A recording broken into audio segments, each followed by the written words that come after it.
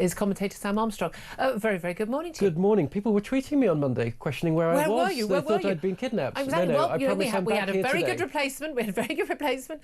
We've had, I mean, it's always great to get you in the show. I mean, can we just start? There's so much to talk about. Let's just race through it because I'd love people to get in touch. I couldn't decide what to ask the question about today. Normally there's an obvious question to ask about.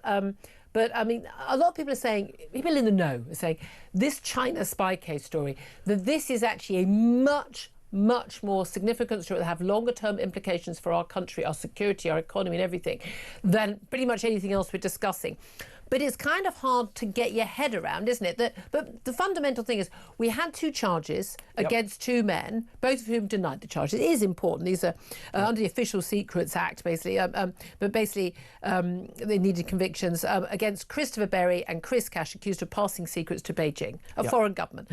The dispute is whether or not there was at any point enough evidence for them to be charged, or whether the evidence changed depending on what the government was willing to put forward. And the chief prosecutor, the director of public prosecution, Stephen Parkinson, who's in the job which the Prime Minister previously did, he said that the CPS repeatedly tried to get witness statements from the government that would have shown that China was a threat to national security, which it clearly is, but they failed to provide evidence, and so at some point they had to drop the case because they didn't get the evidence they needed for the case. The Prime Minister expressly denied, categorically, he challenged this claim, saying officials could never have provided that evidence because China had not been designated a threat to national security by the previous government, crucially, in 22-23, when these alleged crimes took place. Who do you think's telling the truth? What? Can you smell a rat is the question, because boy, can I. I am absolutely smelling a sort of Diego Garcia Chagos Island style rat. Absolutely right. Now look, this offence required two things to be proved. Firstly, that there was something that you might consider to be spying-esque going on, and the DPP says, the men deny this, the DPP says, yeah, we thought we had pretty strong evidence on that, but it also required that who they were spying for was a threat to our country. Now, when this case was brought, when the CPS made that charging decision, they believed, yes, we do. Now, why did they believe that then? Presumably because government officials under the last Conservative government had said, look, when you get to court, we will furnish you with the witness statement you need, the sworn witness statement necessary to prove that. Something has changed between then and now. One thing that's changed is the colour of the rosette upon which this government was elected. Keir Starmer has walked in, and for whatever reason, the CPS now can no longer get that classification, that civil servant, to come to court. But they're saying, look, but they never were. It's very clear that Stephen Parkinson, the DPP now, is saying, you know, they no longer can, as in they had it at some point. But Julia, that is an allegation, by the way, that Labour would criticise, and I'll tell you for why. The Prime Minister is insinuating that a Crown Prosecutor, who works in the very department that he used to lead, grotesquely, recklessly charged two individuals with one of the most serious crimes in the country on the basis of evidence that he never had. If a CPS Crown Prosecutor has done this, and by the way, the decisions around these cases are taken by the most senior prosecutors, if a Crown Prosecutor had done that, he deserves to be turfed out of office, he deserves to be stripped of his solicitor's qualifications, and he should never work in the legal profession again. There is a reason that the Prime Minister is not calling for that to happen. It's because he knows that that Crown Prosecutor took that decision on the basis of assurances he'd had at the time, and that those assurances have been withdrawn. The Prime Minister is smearing prosecutors who work at the department that he used to lead. It is disgraceful, it is deplorable, and above all, it is incredibly hypocritical, because this is a Prime Minister who says, oh no, you can't criticise the people it's terrible. that work in these legal departments, they're making decisions independently. No, you can't have it both ways, Keir. Oh, well, he always wants it both ways. We smell a rat, we see through you, you're lying to us yet again. And they've got form on China, we know this, in terms of the absurd decision over the Chagos Islands. And once again, whose tentacles, whose fingers are in there? Jonathan Powles, former National Security Advisor, senior advisor to Blair. I mean, again, I would say, you know, definitely bringing the band back together. And they've got Tim Allen, who used to be, you know, Blair's, one of his key director of communications, number two. And who did they have out in Washington? Peter Mandelson, who was in a number of reports, was China's biggest advocate within government. Forget his links with Jeffrey Epstein and nice letters and wandering around in bathrobes on his island. No. For me, his links with China alone meant he was a security risk. And this is the thing. You and I both know our universities have been bought up by China, Qatar and other places, but China being the particular threat on that front. We know we've got this big battle over the Chinese embassy they want to build, which is like anyone with half a brain has gone, this giant Chinese embassy will become the Chinese spy capital of Europe. This is madness. And the government's going, oh, we might override the local Tower Hamlets Council ruling on that. We've got this sort of, oh, please can we come over for a trade delegation? We know that Jonathan Powell has had numerous meetings with Chinese leaders. They'll think that, well, we're putting British national interests ahead of these things.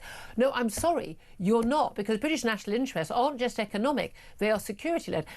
This is an enemy country. They have sanctioned some of our parliamentarians, for goodness sake. It's Duncan Smith, Tom Tugendhat and others.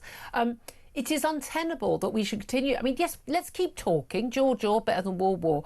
But China is helping Russia, which is bombing our ally, Ukraine. I mean, which part of this are you finding complicated? Julie, I want to let our audience into a secret. When people go into government, they take big jobs like Director of Communications, big jobs like Mandelson had in government, big jobs like Jonathan Powell. At some point, they get booted out of office. And then they're sitting, twiddling their thumbs, waiting for what to do. To make some money. And they want to make some money. And they go, more often than not, in fact, off to the highest bidder, which turns out to be foreign governments that are a little bit dodgy. Now, I'm picking my words carefully here.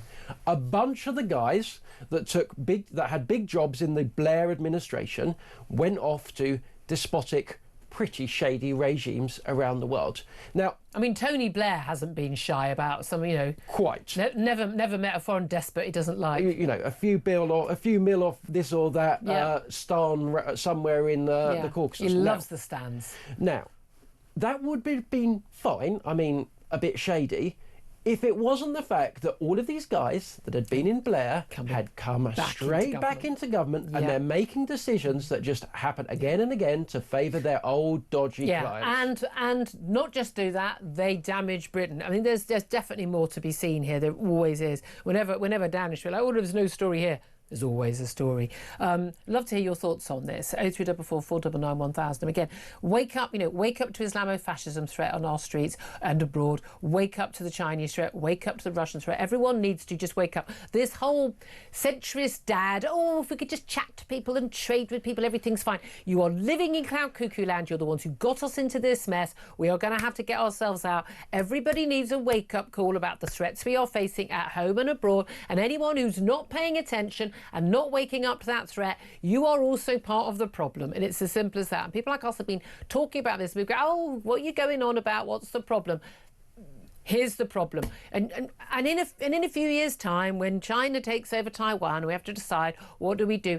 You think Ukraine war, you think lockdown damaged our economy and we're still trying to pay all that off right now? That's the basis of everything, every economic conversation in this conversation.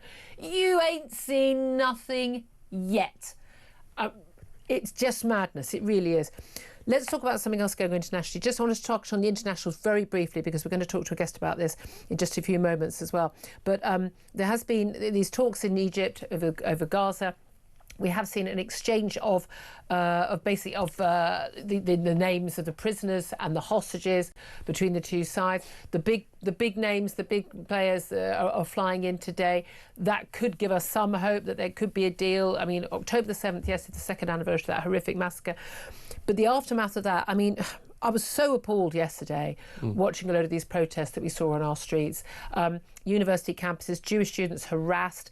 We had, pro-Palestine protesters shutting down Tower Bridge, making blatantly, openly genocidal chants. We had this woman who apparently is funded by us with grants, who cut down yellow ribbons for Israeli hostages in Gaza.